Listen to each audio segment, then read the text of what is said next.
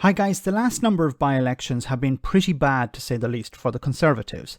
And following the Chester by-election win, where Labour not just held on to the seat, but increased their share of the vote through a massive swing to the party, you have political pundits deciding that they need to give advice to the Labour leader. Iain Dale, who is a Conservative, believes that Keir Starmer should listen to him when it comes to how to win elections. Here is what he had to say about Labour winning the next general election. We'll come back to your calls on the by-election result and whether you think that Labour need to now, with less than 2 years to go till the next election, maybe need to up their positivity and don't just rely on slagging off the government. That is their job. They are the opposition.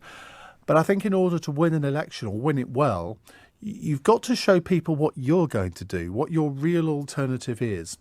And the trouble at the moment, I think, for Labour is that people would find it difficult to articulate what their main offering is to the electorate. We know that they want to have a green investment bank, and we know they want to abolish charitable status for private schools. Is that a real vote winner? That's been their big thing this week. I wonder whether that really is. I mean, polls suggest that 60% of people agree with them, but is that a reason to vote for them? I think that they need to really up their game there. Or do you think that they can just rely on the Conservatives self-combusting because they're doing a damn good job of that at the moment? Okay, well, first of all, they're not demanding that charitable status be removed from private schools. They were talking about VAT on fees. But anyway, Iain Dale is here to give advice to the Labour Party. Okay, there are a number of things to say about this. First of all, it's 2 years out, unless Rishi Sunak calls an early election, until the next one. So the situation is going to change in some ways, and in some ways it will not, over the next 2 years. Look at how things have changed over the last 2 years. So whatever the Labour Party put forward as a manifesto now could be out of date in 2 years' time. So they're not putting together a manifesto. But they have policies. And look, thanks to my friend Ritz for posting this up on Twitter. As you can see, if Labour get into power, Keir Starmer is promising the following: free breakfast clubs for every primary school child, paid for by abolishing non-dom tax status. A new publicly owned energy generating company, Great Britain Energy, GB Energy, creating jobs and securing Britain's energy independence. 70% target of home ownership. That's an increase from the current ownership, I believe, of about 60%. NHS workforce expansion, paid for by reversing the 45% additional rate of income tax.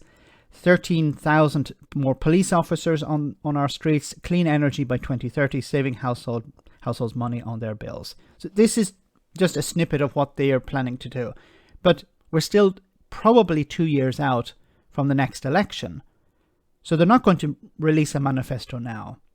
But the point Iain is trying to make here is that, well, people are voting for the Labour Party, but they're not really sure what they're voting for. Well, in a sense, people are voting against the Conservatives. And it's working. So if it's not broke, don't fix it.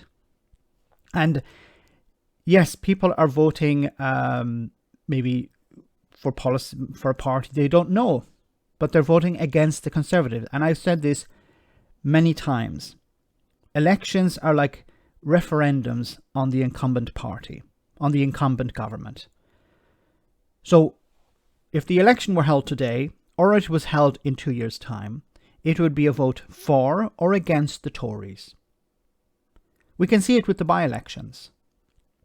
People switching from Conservative to Liberal Democrat, or people switching from Conservative to Labour. They're not happy with the status quo. They're not happy with the party that's in power at the moment. And it's a vote against that. Labour doesn't need advice from Iain Dale.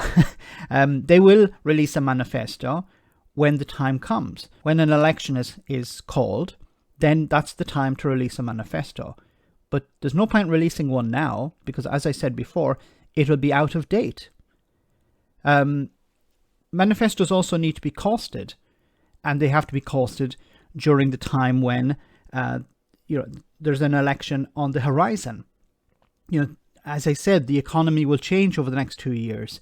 Whatever the Conservatives put forward will change. Whatever the Labour Party put forward will be subject to change. Let me know in the comment section, guys, what you think about all of this. As always, your comments are greatly appreciated. Thanks a lot.